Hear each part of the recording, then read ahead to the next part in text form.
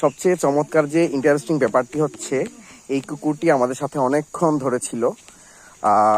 সে আমাদেরকে জানি না আমাদেরকে পথ দেখাচ্ছে নাকি কি করতেছে এটা বুঝতে পারছি না।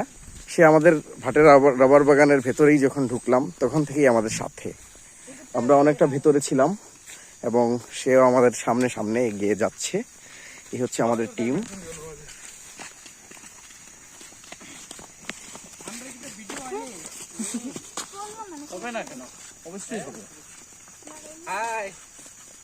কিছু বলো, তোমার কেমন লাগছে এখানে এসে? খুব সুন্দর অনুভূতি হইতেছে, খুব আনন্দ লাগতেছে। এই সব জায়গায় কি আগে কখনো চা বাগানে এত কাছে কি বা এই গভীর জঙ্গলে কি কখনো আসা হয়েছে? হ্যাঁ, আসা হয়েছে, আগে একবার আসছিলাম, কিন্তু এই ভাটারে আসা হয় নাই। ভাটারে আসা হয় নাই। ফার্স্ট ভাটারে এই জায়গাটা খুবই সুন্দর দেখতে। আচ্ছা, ধন্যবাদ জয়। মেজদি বলো, তোমার কেমন লাগছে এই জায়গায়? প্রকৃতির কাছাকাছি আসলে তো সবারই ভালো লাগে, ভালো লাগার কথাও। প্রকৃতির যেমন পাহাড়ে সুন্দর, তেমন আবার হাওড়েও অনেক সুন্দর। তো এক একটার এক এক রকম বৈচিত্র্য, ভীষণ সুন্দর, ভালো লাগে। আচ্ছা, তোমার কি মনে হয় এই জায়গায় আগে কখনো এসেছো? আমি এসেছি, আমার চাকরি সুবাদে আসা হয়েছে এই জায়গায় এই পথে। সত্যি কি তাই মনে হচ্ছে? তুমি ভালো করে একবার দেখো, এই জায়গায় তোমাকে নিয়ে আমি একবার এসেছি, এই জায়গায় বাইক নিয়ে দিকেই এসেছিলাম। হ্যাঁ, মনে আছে? হ্যাঁ, এদিকেই পেট্রো বাংলার রাস্তা।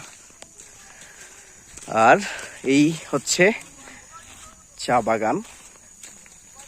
আমরা বসতে চেয়েছি এই জায়গায়, এই জায়গাটা অসাধারণ। এই জায়গায় চাইলেও আমরা দারুণ কিছু ছবি তুলতে পারবো। দুদিকেই চা বাগান আছে এবং এসে আমাদের গ্রুপ।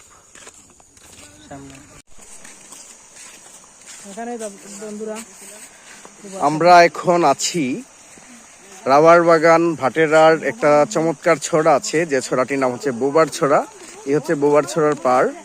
আমরা এই গ্রুপটি আমরা এখানে এসেছি দেখতে। এদিকে যাওয়া যায়, আমি গেছি এদিকে।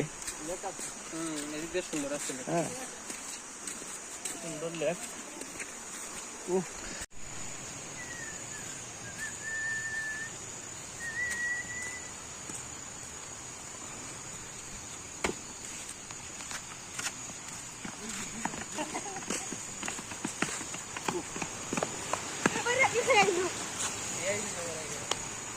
চলো চলো সামনে যাই, আর একটু সামনে। তারা কিন্তু এক সিরিয়ালে আসবো, তুমি কিন্তু তারা সিরিয়াল নষ্ট করতে পারতো।